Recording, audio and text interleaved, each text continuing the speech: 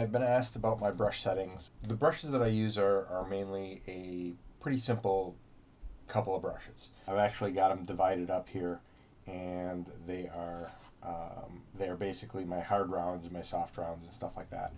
But the issue usually lies in the settings that you've got set up, and that setting is basically your Wacom settings. If you go into the tip setting here, make sure that you have the tip feel the way you like it, and I generally like a softer pressure. Um, this new update of Photoshop seems to really want me to press harder on my Wacom.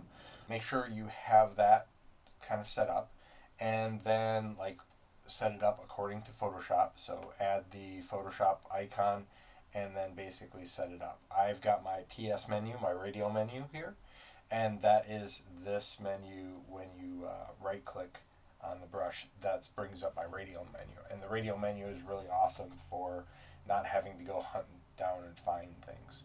So the ultimate aspect is that if you go in your tip settings here, and we're going to basically play with the two settings. So there's tip shape.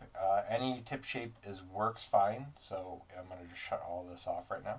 So any tip shape works fine, but the problem with a tip shape is it is just solid brush. That's all it is. And if you want to get a little bit of opacity, you want to go to your transfer. And I always set my pen pressure, and I always set my opacity flow to my pen pressure. And so basically that allows me to do something like that. I can then control everything I'm using, as well as going into my shape dynamics here and changing my pen pressure too. Now I generally set the minimum diameter up a little bit, and so this is kind of like where I'm going with this. Okay, so that's basically my drawing brush. You can use any tip shape you want, it doesn't matter. Basically it boils down to size and comfortable of sketching. So that is ultimately how to set up a drawing brush. Now you can use the same tip shape for this particular brush.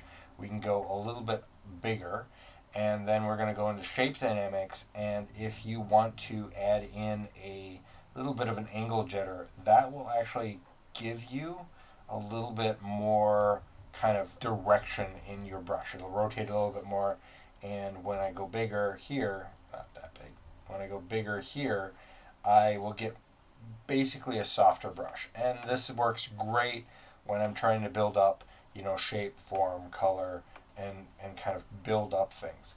But overall, those are my basic settings. If you jump into texture and you want to add any type of texture, you can always add in your own pattern. You can always append different patterns that you've got, and you can put different things like that in there. But that will allow you to give yourself a little bit of texture. Now, I've always noticed that with Photoshop, when you start doing dual brushes and textures, so if I do a dual brush and I do something, something along these lines here, and I play with my spacing a little bit, you can always play around with how that texture is being basically put on. So you don't need anything special. Start with some basic brushes, go from there, and then just build outward. But for the most part, you really only need your pressure sensitivity and your shape dynamics for these two set up. And then once you go from there, it's pretty much just doodling and getting comfortable with the pen and the brush.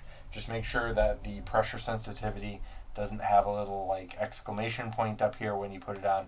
Otherwise, that will basically mean your brushes are not working. All right, I hope that helps.